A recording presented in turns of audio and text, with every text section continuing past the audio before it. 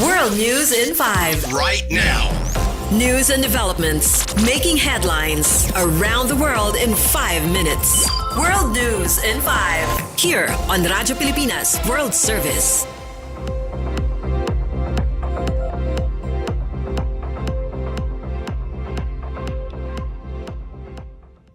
Good day. This is World News in 5 here on Radyo Pilipinas World Service. The United States is demanding that Israel boost its humanitarian aid to famished Palestinians in Gaza within the next month or face the possibility that the United States would cut its military aid supporting Israel's year-long war against Hamas militants. U.S. Secretary of State Antony Blinken and Defense Secretary Lloyd Austin told top Israeli officials in a letter that Washington has deep concern over the deteriorating humanitarian situation in Gaza and seeks urgent and sustained actions by their government this month to reverse this trajectory. Meanwhile, State Department spokesperson Matthew Miller said the missive was meant to be a private diplomatic communication but confirmed its veracity. For months, even as Israel's fight against Hamas has raged on, the U.S. has repeatedly pressed Israel to ramp up its humanitarian assistance, including food, water, medical supplies, fuel, and other goods to Palestinian civilians. But the humanitarian effort has waxed and waned, the effort hampered by the theft of goods by the militants, continued fighting near drop-off sites, and disputes over entry points into Gaza.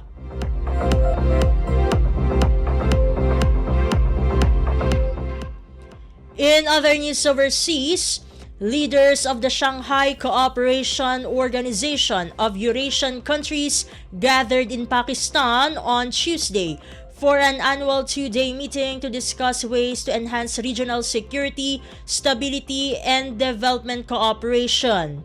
Authorities have placed Islamabad under a security lockdown for the SCO gathering, deploying thousands of forces, including troops, in and around the Pakistani capital to protect the high-profile event due to a recent surge in deadly militant attacks.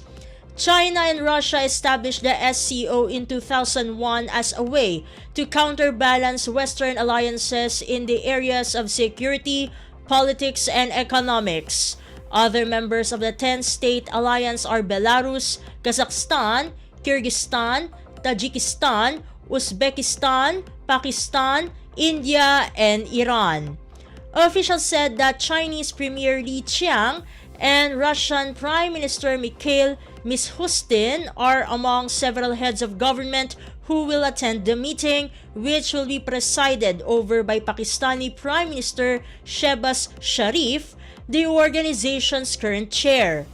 Indian Minister of External Affairs Subramanyam Jaishankar and the first Vice President of Iran will represent their respective countries at the meeting. Jaishankar is the first Indian foreign minister to visit Islamabad in nearly a decade.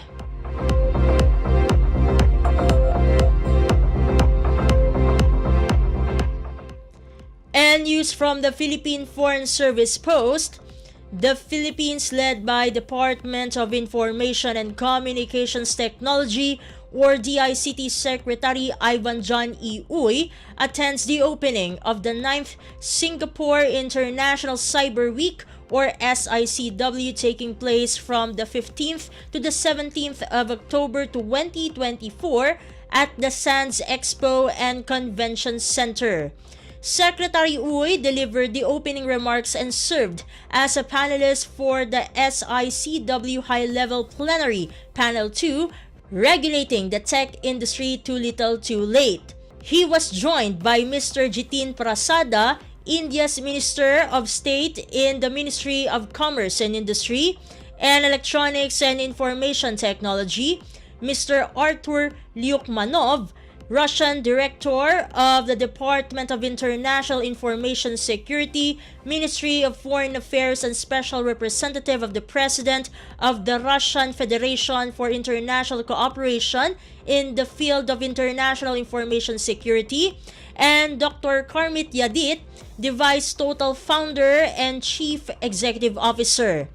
The panel was moderated by Mr. David Ko, Commissioner of Cybersecurity and Chief Executive or CE, Cybersecurity Agency of Singapore. In his remarks, Secretary Uy said that as we navigate this digital age, now is the time to establish guidelines and policy frameworks that will allow us to fully harness rapid technological advancements.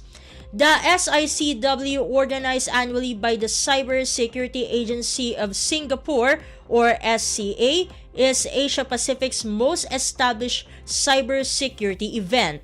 Under the theme of trust and security in the digital era, SICW 2024 will drive critical conversations and partnerships to foster trust and enhance security in the digital and cyber domain amid an increasingly fragmented global landscape.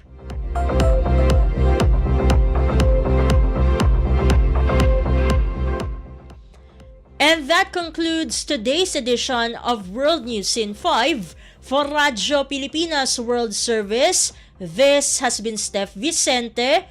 Good day and stay safe, everyone. World News in 5. Right now.